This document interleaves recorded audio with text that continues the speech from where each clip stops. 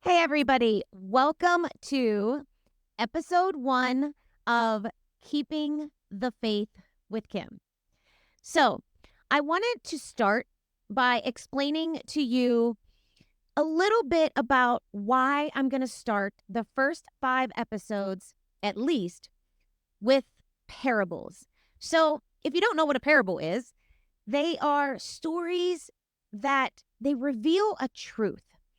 And Jesus used them a lot. And he used them because he talked to so many different people from different outlooks with different beliefs and thoughts.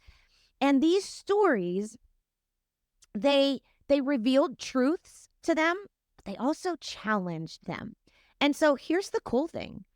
We can use these stories and read them and apply them to our life today. And that's what I want to do. So my first 5 episodes, probably well, definitely more than 5, but the first 5 are going to be the most searched parables in 2023. So the first parable was the number 1 parable searched, the parable of the talents. So, this parable you can find it in Luke and in Matthew. We're going to dive into I'm not going to read it with you. I'm going to tell you Matthew 25, verses 14 through 30, or Luke, verse 19, verse 12 through 27.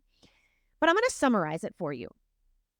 So basically, we have a master, and he's going on a little trip, and he leaves his servants in charge of his business and his money. And so he has 3 servants, and he's like, hey, servant number 1, I'm going to give you 5 talents. That's their money. And servant number 2, I'm going to give you 2 talents. And servant number 3, I'm going to give you 1. And so he entrusts his business. He entrusts his money to his servants. So he goes away, has a little vacay, comes back, feeling all good, rested, relaxed, all that. And he summons his servants and he's like, okay, tell me, how'd we do? Servant number 1, I doubled it. Servant number 2, I doubled it.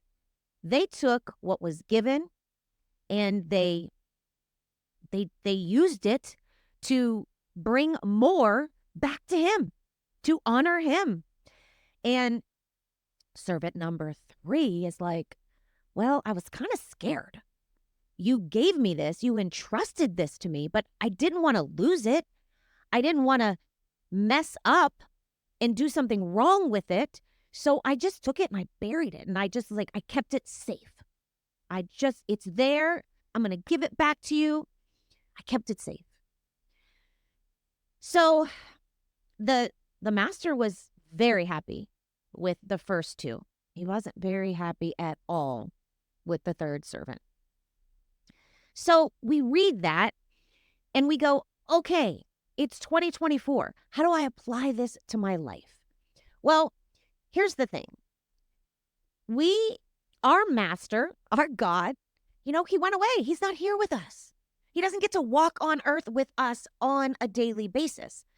So he's entrusted us to do his work. He has left, has left his business to us. He has entrusted us with so many gifts and talents. And he says to us, okay, I can't walk the earth now, but you can. You can be my hands and my feet. You have been blessed with abilities and talents. And now I'm asking you to use them to glorify me, to honor me. Go out and take the gifts and talents that I've given you. Take the business of loving people like Jesus that I have given to you and go out into the world and do it. Some of us, we know we focus on certain talents. Some of us are focused on our athletic talents and we are using those talents and like dunking and hitting and whatever it is, and you are rocking it out in the athletic world. Some of us are using our academic talents. We are 4.0 in it to whatever, and we have used our academic talents to be the top of our company, whatever it is. Some of us are using our social influencer skills and we are rocking out the Instagram, the TikTok, and the Facebook game. And that is amazing. He wants us to use those talents. But what happens is we often forget, well, how do we do that but also glorify him and honor him? And so, Jesus in Matthew 22, he gave us the greatest commandment. He said two things. He said, love God and love others. So if we want to figure out how to take what he has entrusted with to us and make the best of it, like the first two servants did, we need to say, okay, Lord, I know the gift and talent that you gave me.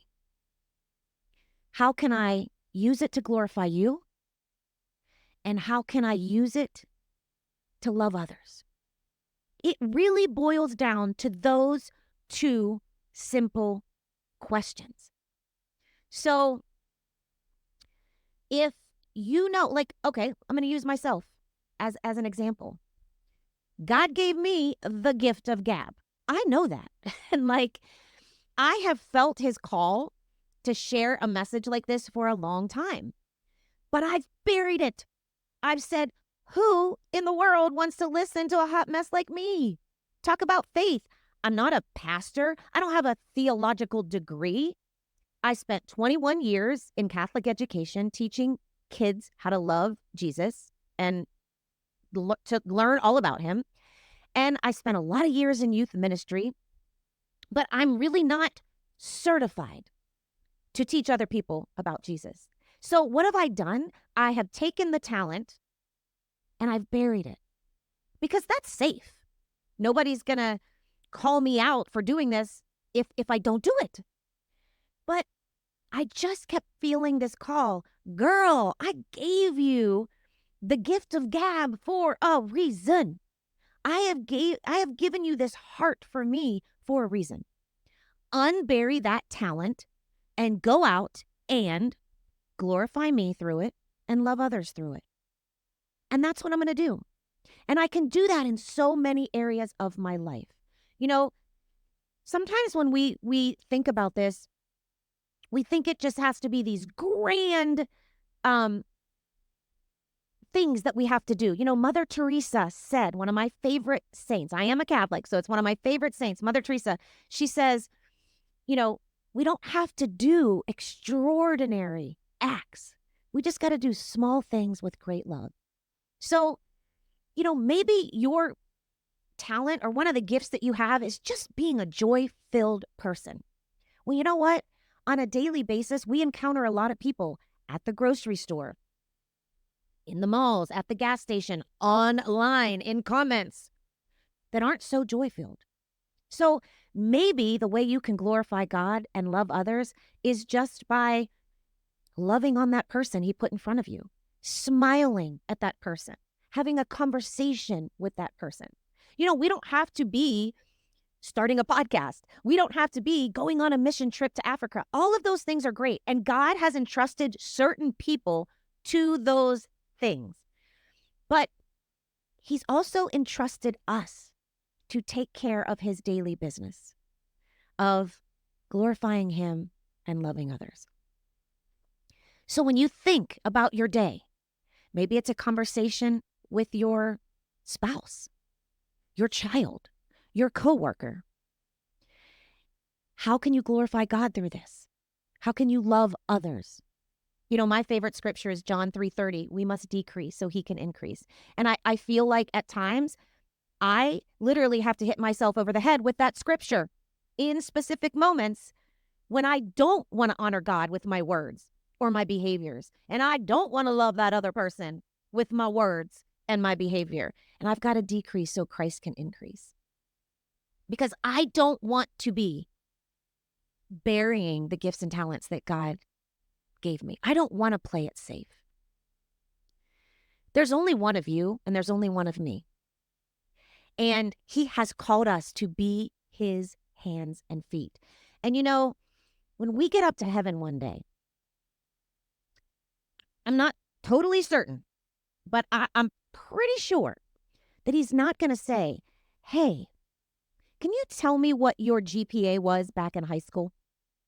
Hey, can you tell me about how many points you scored on your college football team?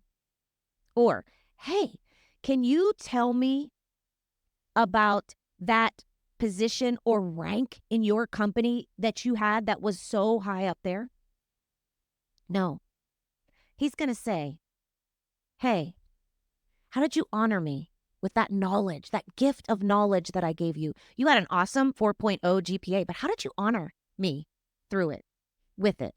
How did you love others with that knowledge? Or I gave you such an amazing athletic talent. How did you glorify me? When you were given a microphone, did you glorify me? When you were out on that court or on that field, did you love the people that I put around you? And in that company, I gave you this high position. I gave you this high rank. Did you honor me? Did you love others? So this parable, can we break it down into so many different lessons? Yes. This is the lesson that I've chosen to break it down to. So I leave you with, at the end of our life, I do want to hear, when I get to be face to face with him, I want to hear, well done, good and faithful servant. I gave you gifts and I gave you talents. You didn't bury them. You didn't play it safe. You shared them with the world. You used them in such small, beautiful ways to honor me and glorify me and to love others. Well done. Well done, good and faithful servant.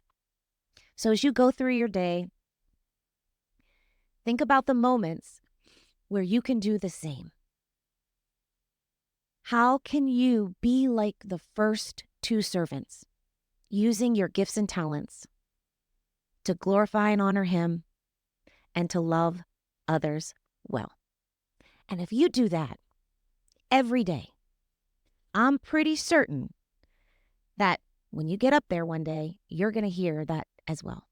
Well done, good and faithful servant. Until next time, I'm always going to end it like this. Love them like Jesus.